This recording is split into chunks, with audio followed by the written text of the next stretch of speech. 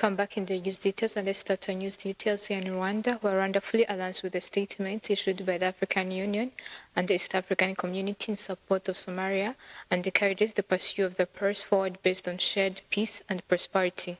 In accordance with international law, the Ministry of Foreign Affairs said on Sunday, December 28th, on Sunday, the EASA also issued a statement reaffirming the unit and territorial integrity of the Somalia, a member of the regional bloc.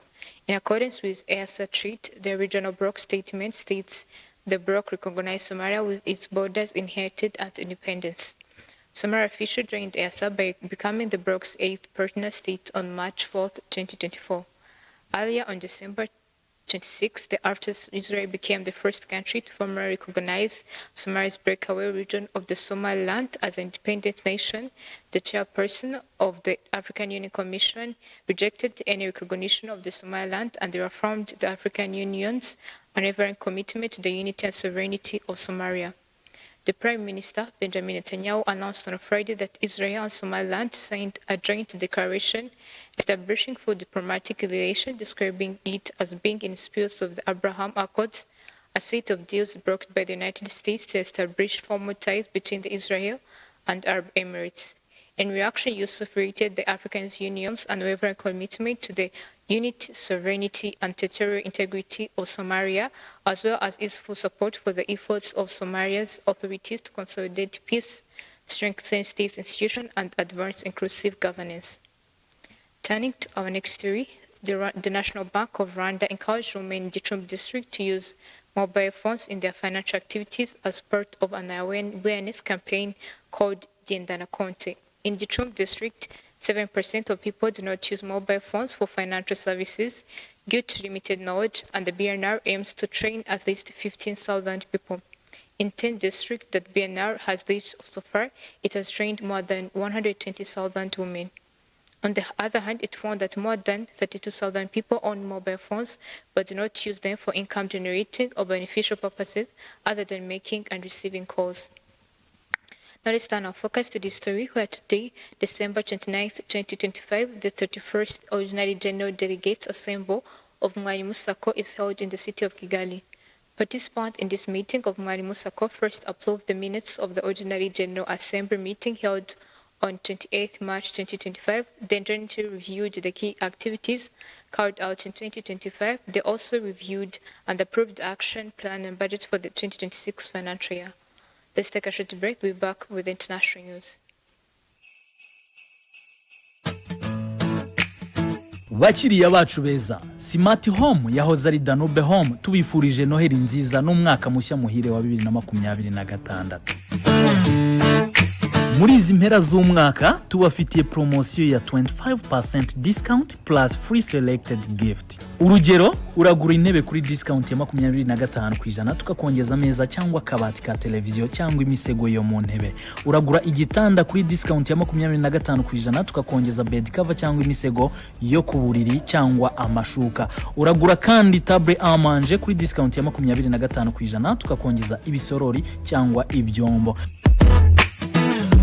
Si ibyo gusa kandi kuko icyo wagura cyose muri zimera z'umwaka muri Smart Home urahabwa igabanyirizwa rya 25 ndetse ugatombora impano ishimishije.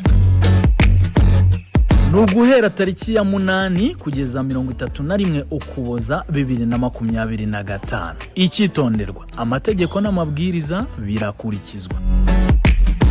Dukorera KBC Kimihurura, waduhamagara cyangwa ukatwandikira kuri nimero ya telefone ikurikira 0788 90 50 90.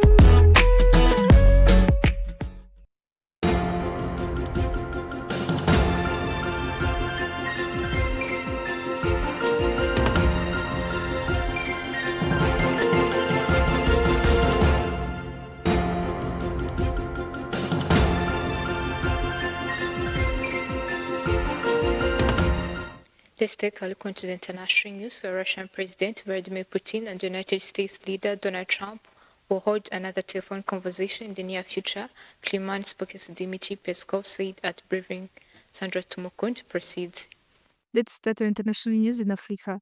discriminatory remarks made by the spokesperson of the DR Congo's armed forces during the television interview have sparked condemnation from political leaders, civil society organizations, and international observers who warned that anti-Tutsi rhetoric could fuel ethnic violence. The comment by Major General Sylvain Ekenge were made on December 27th during a program aired on DR Congo's national broadcaster RTNC, where he appeared as guest. He made a statement targeting Tutsi women and females, repeating long discredited narrative historical associated with ethnic hatred. The Congolese Tutsi has been the target of ethnic violence for decades, with multiple organizations, including the United Nations, warning that atrocities in recent years could lead to a genocide. Reacting to Ekenge's comment, Rwanda's Minister of Foreign Affairs and International Cooperation, Olivier Nduhungirehe, said that instead of promoting calm during the festival season, and Congolese authorities took the opposite path,